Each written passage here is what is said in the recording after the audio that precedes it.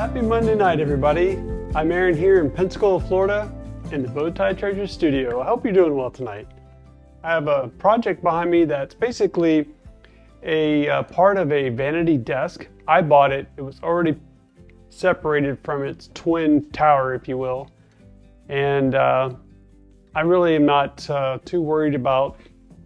I do want it to look good. I plan on selling it, but it doesn't have a pair, no match. In fact, the side of it's been, it still has all the evidence that it was part of a set. But I thought it'd be a great project piece for us tonight, so I hope you're ready to paint tonight. So I have 4 colors. That means we have a lot of work to do. I'm anticipating using all the colors. That's the key. Let's hope to use them all. In fact, I just changed one of them maybe 20 minutes ago. I went back to watch one of my lives, one of my favorite lives when I was starting to do lives early on. This is like November 2019. I did a project, and that night I titled it what did I call it? Oh yeah, crosshatch grunge.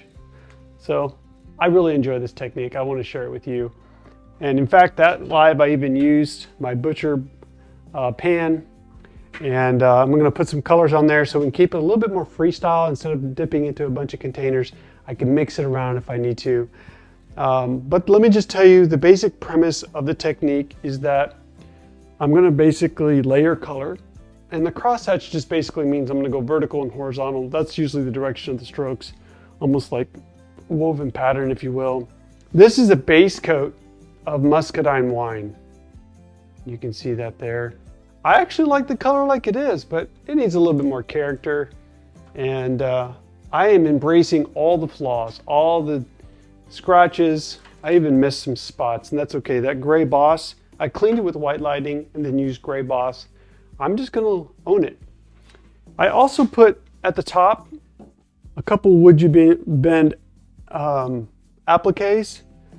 I made a note that I would recommend you use number 1320 on Dixie Belle's website, but I just felt like it needed something because it's kind of awkward, even how it's trimmed flat. I just think it would be nice to add a little bit of touch of glamour onto it, you know what I mean? So definitely check out the selection of Would You Bend on Dixie Belle's website. Here's the deal. Why would I use a color like collard greens on this project? Well, 1, it's dark like Muscadine Wine is. 2, green is a complement of red, and I want to put a touch of complement color on this piece. Instead, I was going to do 4 colors that were all somewhat reddish, but I really need that complement color to work for us. I also have coffee bean because I really want a nice dark red. Coffee bean does that for us. And what I'm going to do is I'm just going to pour a little bit of paint. So I can show you what I'm doing. I'm just going to pour a little bit of paint. I can always get more. Just a touch. There's nothing special about using a butcher block. It just gives me a strong flat surface as opposed to, let's say, a paper plate.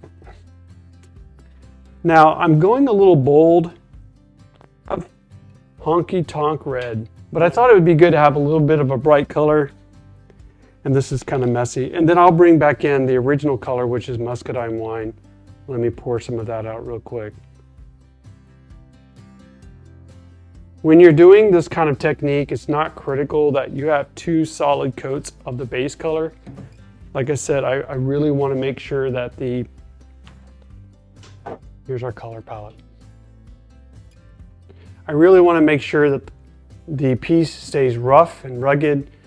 It's got plenty of flaws, so even leaving, like I said, some of the original boss, it's not the end of the world. So next thing is brushes. I'll probably float between the flat medium, flat medium, and maybe the small.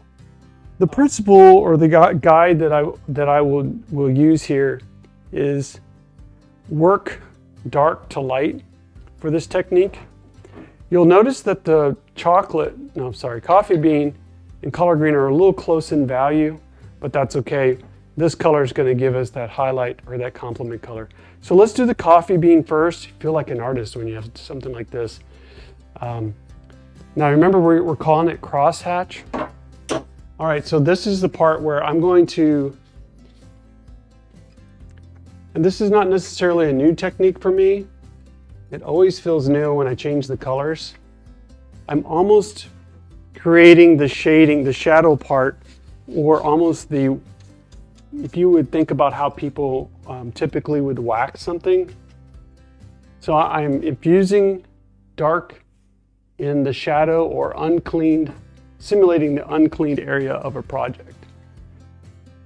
And we're just slowly going to build up to this. The fun thing about this technique, and I'm even watching my video earlier, it's very forgiving. You know, you're not really concerned about messing up, and I already can tell I'm gonna need to pour some more paint. So if you want to randomly put some here and there, that's fine. You're gonna probably cover that up anyways. But you do want to preserve a little bit of the darker areas.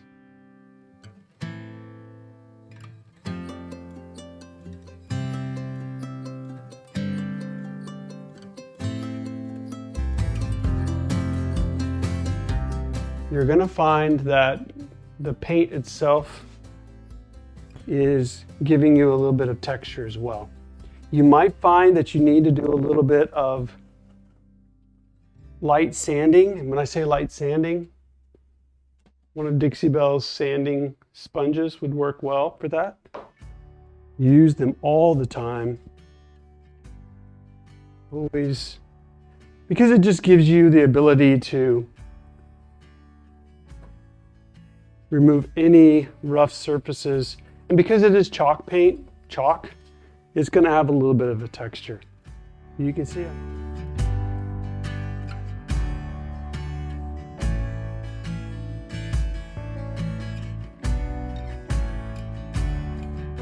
So again, just looking for opportunities to get color in there. And you put as much or as little as you want. Even if you want to maybe darken around where the hardware goes, kind of create some mood there. And sometimes what I'll do is when my brush, I'm done putting most of the paint on there, I'll just use the remainder of the brush and just add some almost dry brush. Next, I'm going to move on to the next color. So that was coffee bean. Now let's bring in collard green. This one, whenever you're dealing with complement, you want to be less than the primary. So the main color is red. That means don't use as much of the complement. So in this case, you're just looking for little surprises here and there. I'm not expecting this to be a prominent, strong color, but I do want the eye to catch it here and there. But because of the value, I'm putting it close. I think I'm going to use a little bit of water on this because I don't want this to be sticky and hard to move. Okay. I looked at other colors that Dixie Belle has that's green, but this one had the right value. Do you see how that's kind of interestingly standing out? That's the complement in your eye. Almost enjoying it is not the right word, but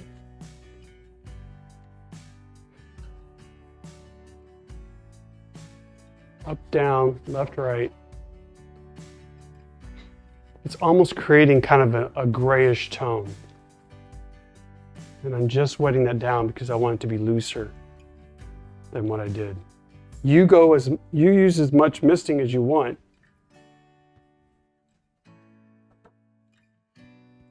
And again, just looking for random places to put that.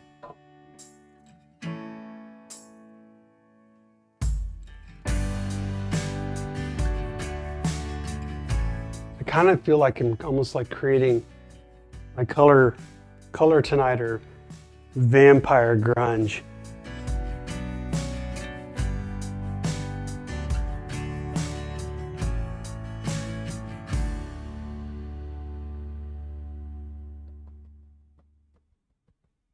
If you want, you could even mist it again, get it really wet.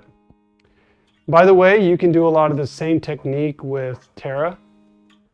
Terra will give you a lot of textures. You may not have all the color choices that I'm using. You can mix some of your own. But I'm liking where this is headed. I really am glad. Here's now we're going to add some more. For the sake of demonstration, let's switch to a premium chip brush because I want you to learn that you can do this with any brush. So how about that? Premium chip brush. Let's go back to the Muscadine Wine. This is the base coat. I'm gonna put some water on there. Again, that's the disadvantage of putting your paint on something like this. It gets exposed to the air. What I want to do now is this is where your opportunity to tone anything down or put some color over. You can see that this color is going over the other color. So even just leaving a brush stroke like that totally works. You see that? So this is Muscadine Wine going over the. This is why I was saying don't worry about how you put on the color.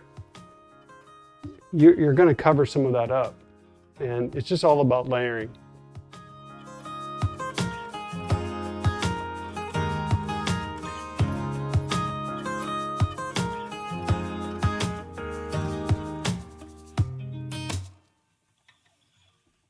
I'm not using much misting on this one because I want more of a texture.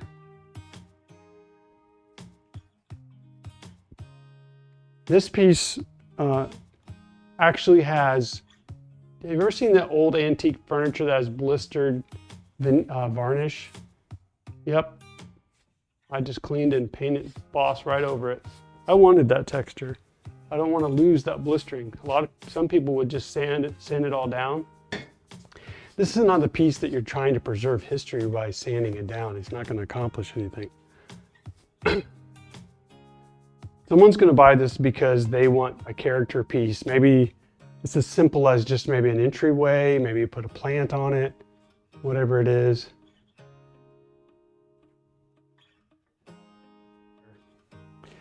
I just wiped off this premium chip brush.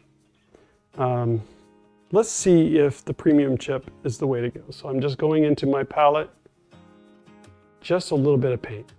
Not as much as I was doing with the Muscadine. But if we're going to use a bold color, let's focus on the center pieces. So that would be the wood bend and the front. We'll see how it goes with the back. So here I'm using a very light touch.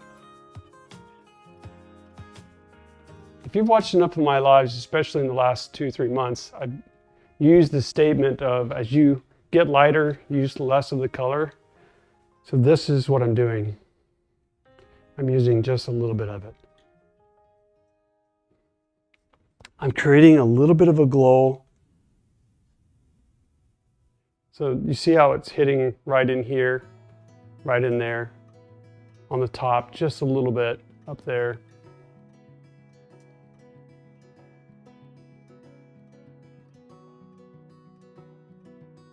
But I think it's working out great. So back into the palette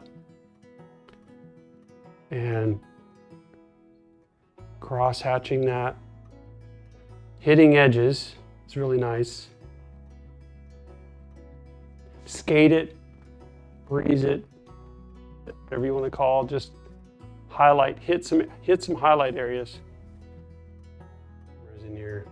Okay, so here's an example. Watch as I hit the leg.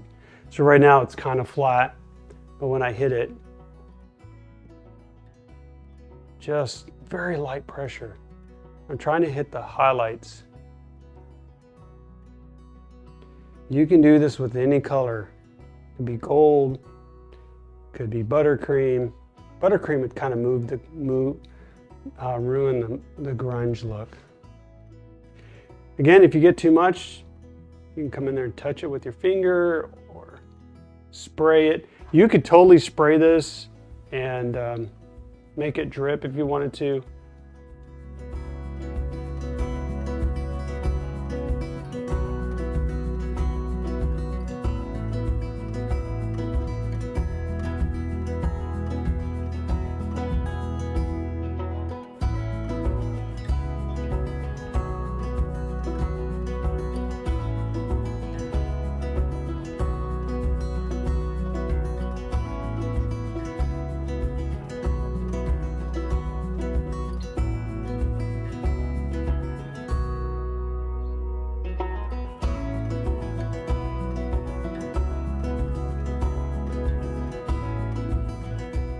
in the middle, and I want to bring some of that back.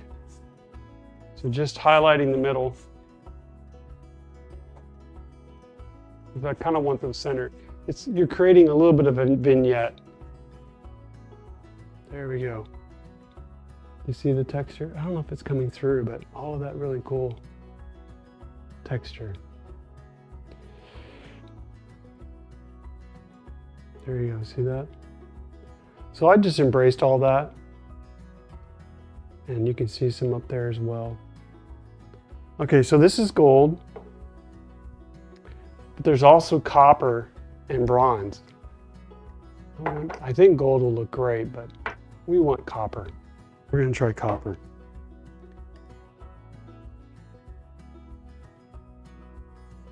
I think this color of copper will give us more of a softer, less vibrant tone, but still give us the metallic. I'm just really kind of just winging this.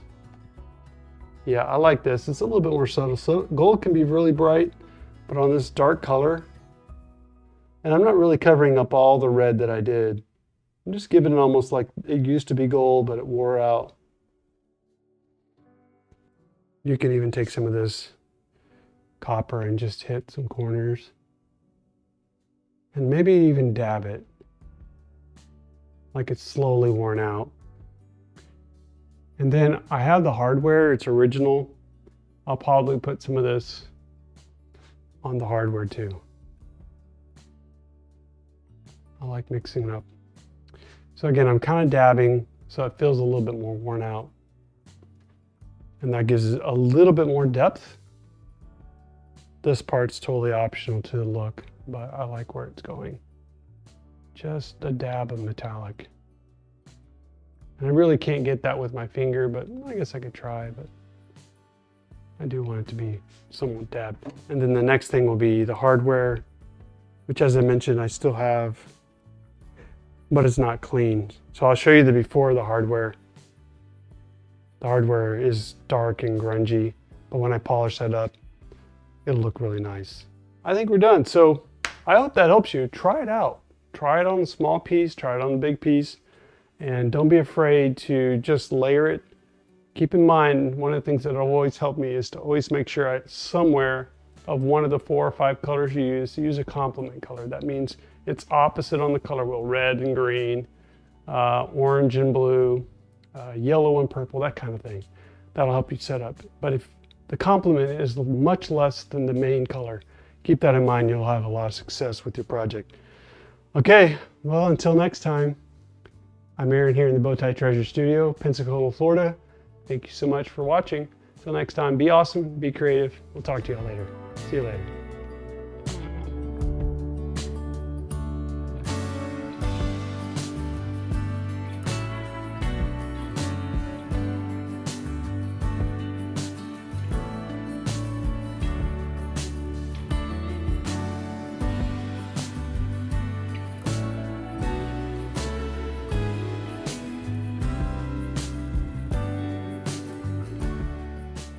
That's the end of the show. Make sure you subscribe and ring the bell before you go. Bye.